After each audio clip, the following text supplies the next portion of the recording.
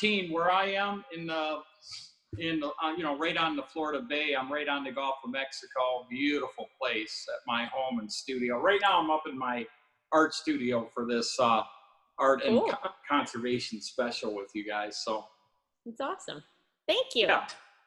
Yeah, I mean, from the looks of your wall, it looks like you're staying busy over there. You're going to give us a tour of your place this morning?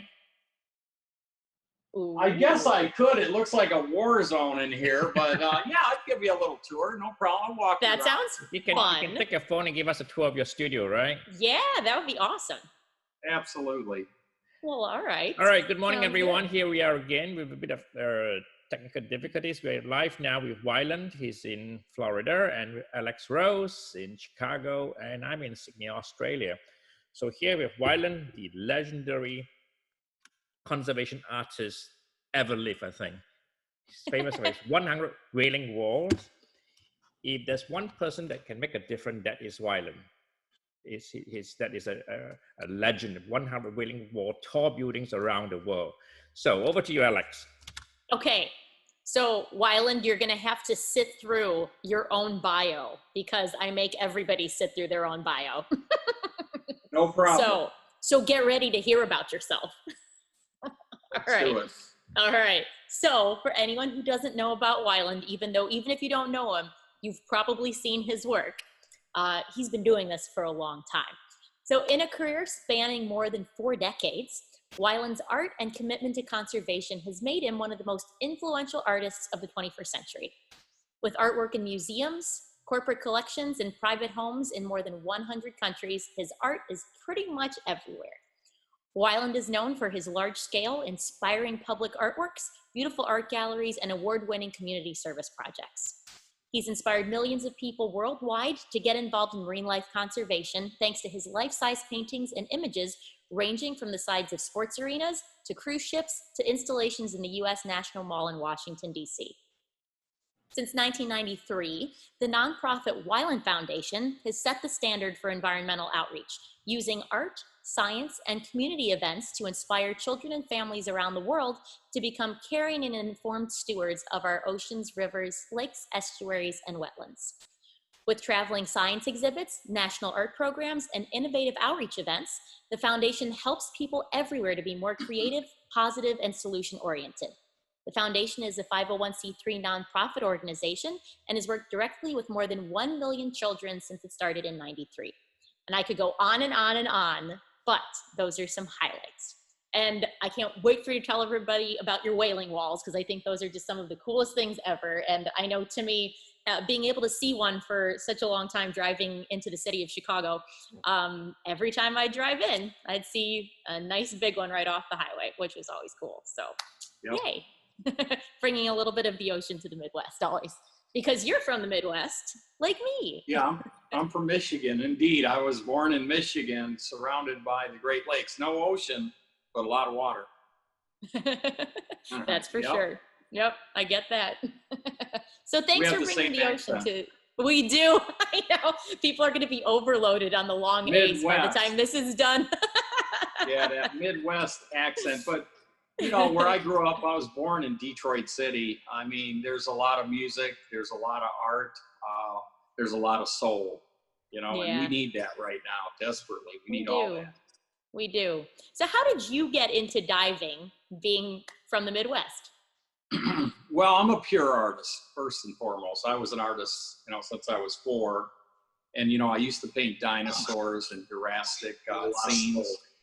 You know, but I'll tell you, I was inspired by Jacques Cousteau, like a lot of us. I mean, every Sunday I remember the undersea world of Jacques Cousteau, and I used to watch it religiously. And to me, Cousteau was more than a filmmaker. He was a storyteller. He was a poet, and you know, he really instilled in me the passion for not only the beautiful ocean and the animals, but the conservation as well. He was very concerned, and our generation really took that in. I always wanted to be Jacques Cousteau, but we already had one, so I decided I would be an artist, and I would use my art to bring the message of conservation. And you know, art is so powerful. It's probably the most powerful medium on earth, you know, and it has been from the beginning, you know, from the very first art. You know, art is the way that cultures have communicated since the time of the, you know, cave paintings. Yeah. And, you know, I you know, studied art history, but I wanted to make art history. And you know, and I know it sounds a little cocky, but, you know, it was great to learn about all the other artists, but I wanted to be a kind of a breakthrough artist that really created something unique. And, you know, I had a first grade art teacher kind of caught me drawing in the back of the class. And, you know, we drew for about an hour, and she said, you know, Wyland, you could be a great artist. And she instilled that confidence in me. And I think that's why I'm so passionate. You know, Michael and Alex, you know, when I see kids, you know, I try to put a lot of light on them. I try to draw with them, you know, like my teacher did with me. And that mentoring, it's everything. It means everything to me. And I always have a core statement that I say, and I say, if you want to protect our environment today, talk to us. If you want to protect it for the future, you got to get the kids on board. Yeah. And art is a beautiful way to see what kids are thinking. And all kids truly are artists, okay? Some are better, some are worse. But art should be part of everyone's life because it really inspires creativity.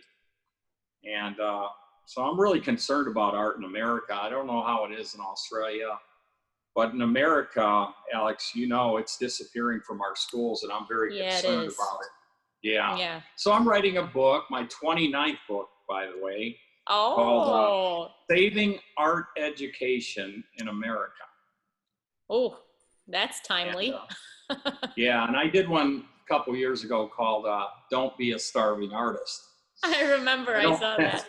That was a popular one. And, you know, I did that book. It was free. It was free to every artist in the world to download.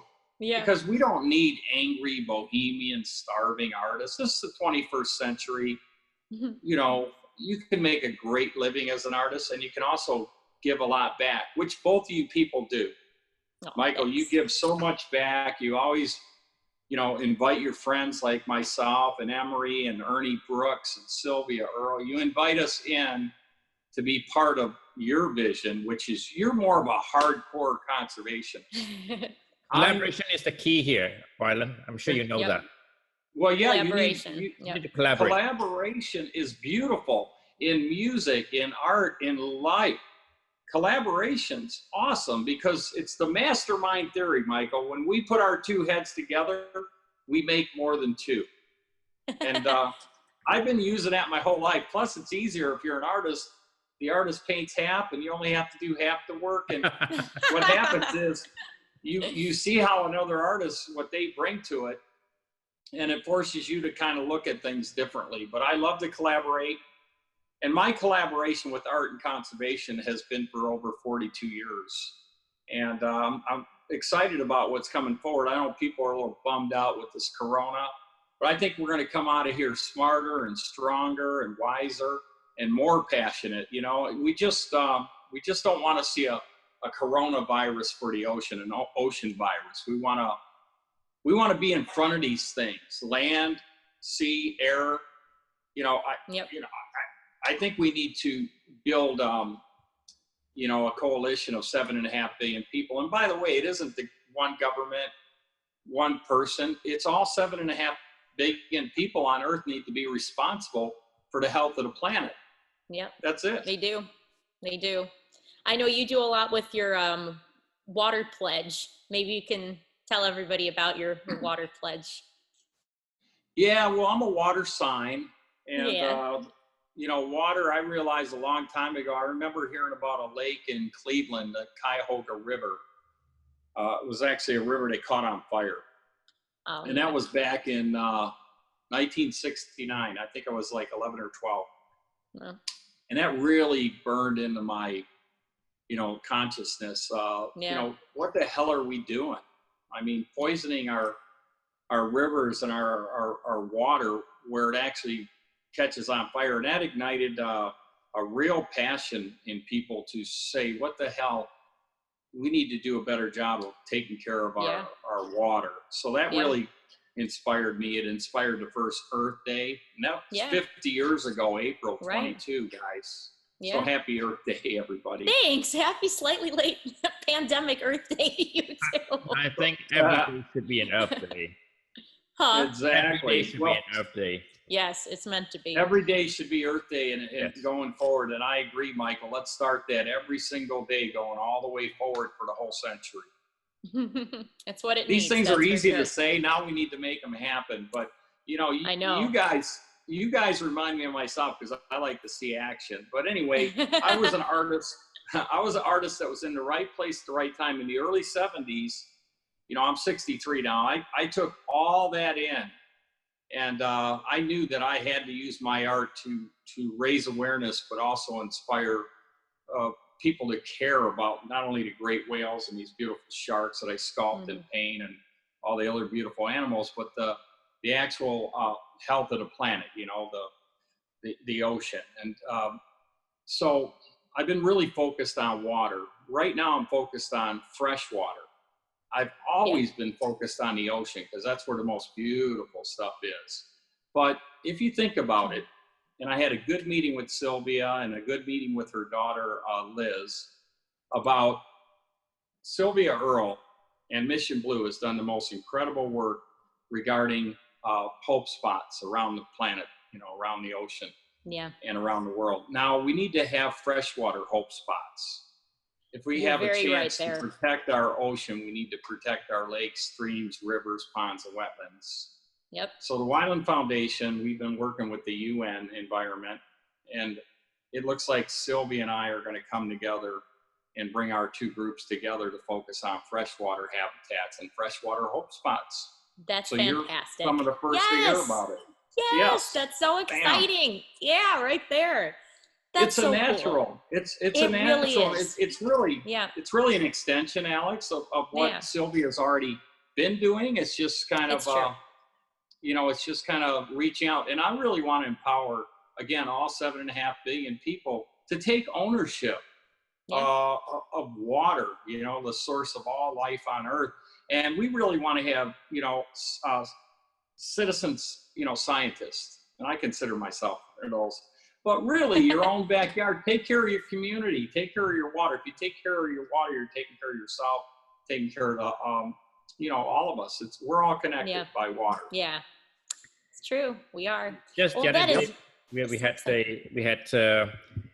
Craig Gleason on, and then Matt talked about the losing of fresh water, losing the Himalayas, and that would be a problem, you know, eventually in the next 10 years or so.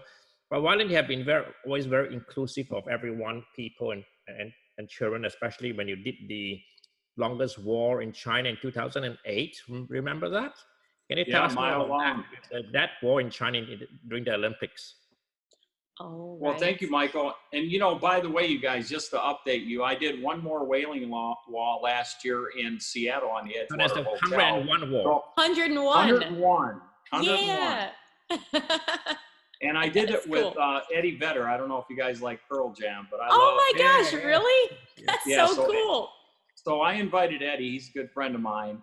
That's North Shore vibe and surfing. But Eddie came rolling in, and he had done some graffiti when he was a kid. So he was pretty good with that spray gun.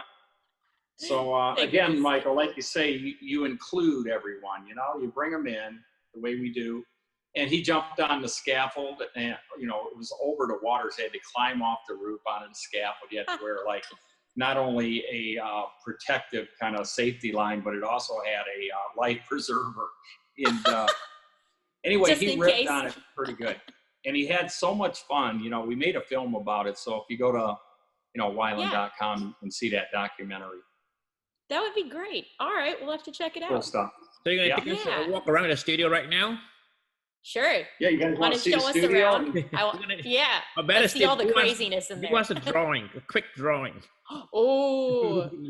Well, here's the shark. Hold on. Oh, yeah, because you do sculptures, too. I think sometimes people don't realize that you do that as well. But, yeah. There you go. That's some really cool sculptures. Whoa. Oh, look at him. There's your claspers. Look at this big boy. Yeah, so it's definitely a guy. Yeah, this is a boy. Well, I'm a guy. Here's where the magic happens. So this is my little palette. I'm doing a lot of street art now, guys. But anyway, this is fluorescent colors. Now it's not finished, but I'm using fluorescent colors. All right. And so here, I'll give you guys a little tour. Come on. Yeah. That'd be awesome. Thank you. Here's where I write everything. Here's all my writing stuff. Nice. And then let's see. Let me see what I can show you guys. I actually live in my studio. I was going to say, did I just see a bed? That's a bed. That's where the real magic happens. All right.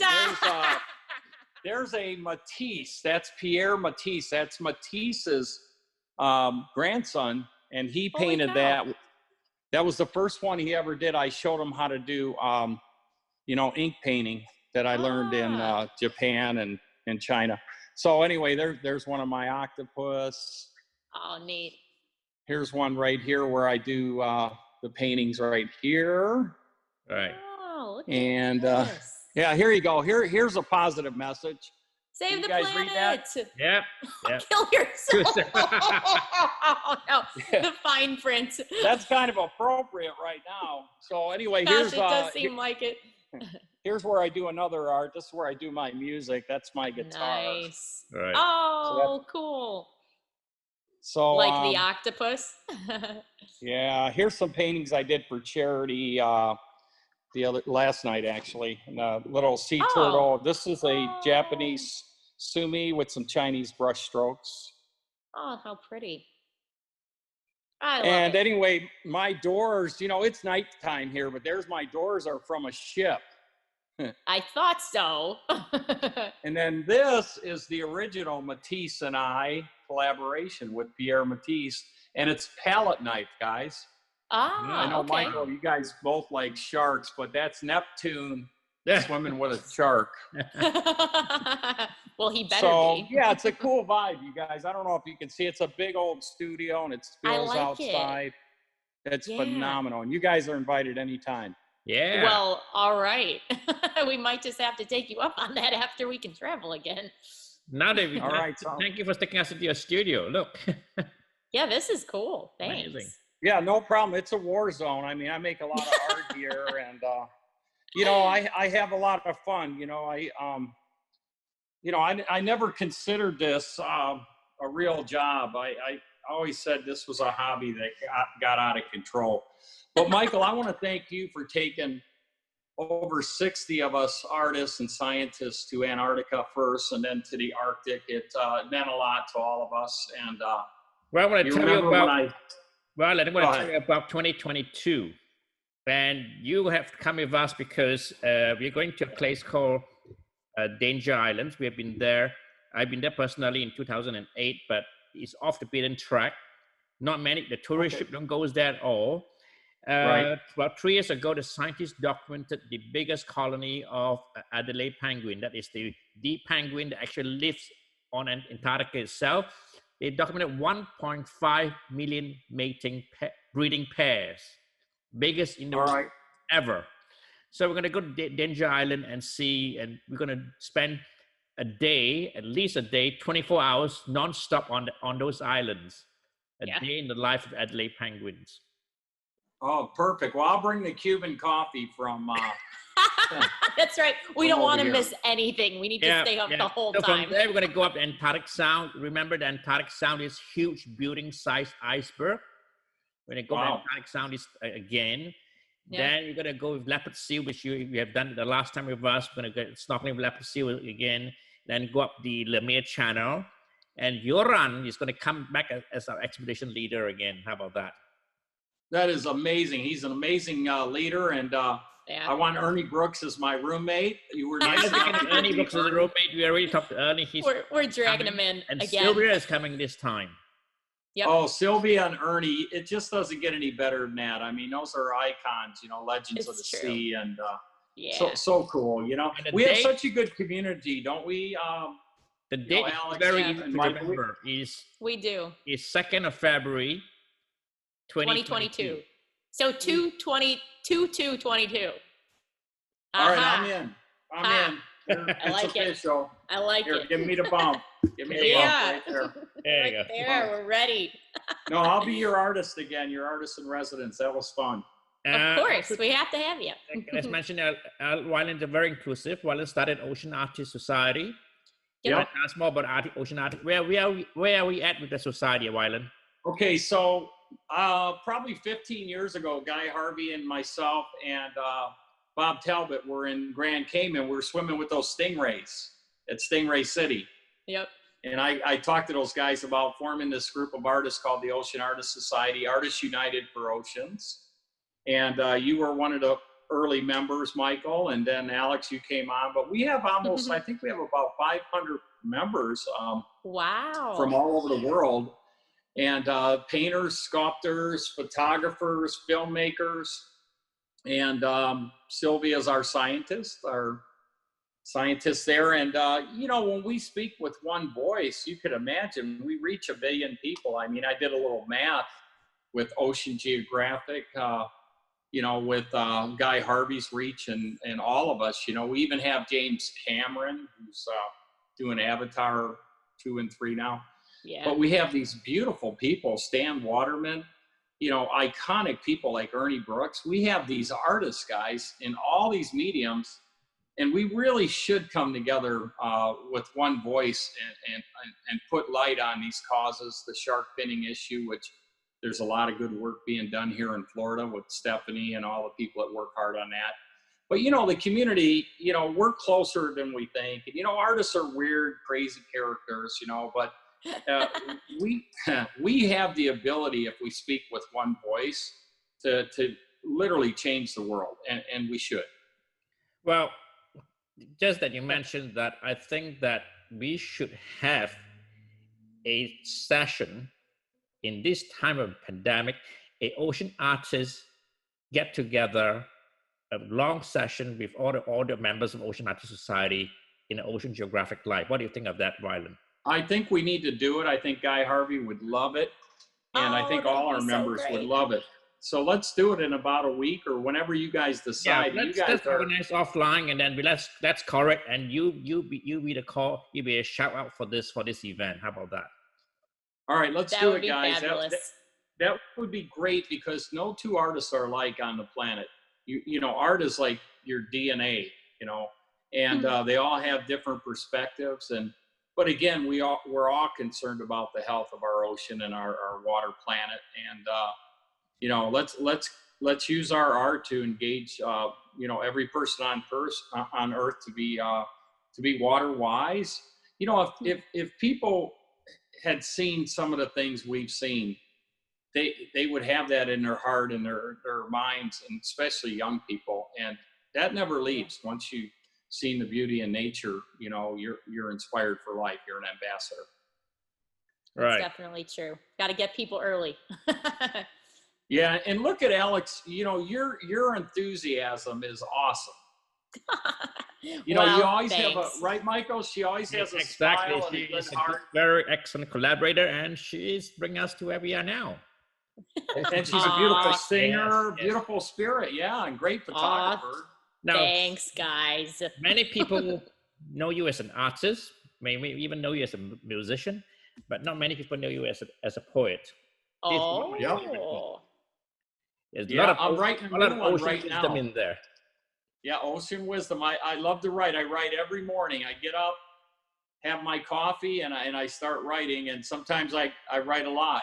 And I think I've written about over 5,000 original quotes. Fantastic. A lot of them were inspired by Jacques Cousteau and Sylvia Earle, you know, and geez, Ernie Brooks, great writer too. Yeah. But you know what? I encourage everybody to write their feelings. You know, art is a feeling like music. When you hear a great song like Brown Eyed Girl, you know, that's what art is. When you write a good verse or you know, an inspiration, or you paint a picture, or you make a film, it's fun. You know, I've never had to get a real job. I've done this. I've been faking it my whole life. So, you know, I think you're doing a pretty good job. It is very good, Wyland. Very good. Yeah, we're doing good, and you know, you don't want to hate the people that are doing good either. I tell people in my book, don't be a starving artist. Don't be an anchor. Be a motor. You know, because some people, they get jealous of people that are successful. And, you know, let's say somebody sells a painting for $1 million, which I did, by the way, last year. Bam! Yeah. $1,250,000. There you go. Ooh, snappy. One painting, and I painted it right here. Which one was it? I'm not telling. Come on. No, it was a beautiful wreath, and it was one of my big collectors. But in my book, I said, you know, be happy, you know, and I think the last thing I said in the book is if you have your family, your friends, and your health, you have everything. Be grateful. But get out of bed and be a motor. Don't be an anchor. Oh, this sucks. Everything's bad. Be like Alex. Just, you know, have a good attitude. Your attitude will take you a long way. It's wherever true. you want to go. It'll take you everywhere. Exactly. Now, if you're negative, you're going to draw that negative stuff. That's true. Michael, we photograph. Alex, we photograph some of the most beautiful animals on earth. And it really, you know, fills your spirit. When you see something like a leopard seal like we did, oh my God. I never got cold photographing those leopard seals. Right. You just don't notice awesome. it. No. But anyway, we're doing what we love. That's the other point. If you do what you love, whether you make a lot of money or you don't make do what you money, love, you don't need to work a day in your life. You're never That's working. right. I never felt like I worked, you know, and although I'll be honest with you, artists and musicians are some of the hardest working people I've ever seen.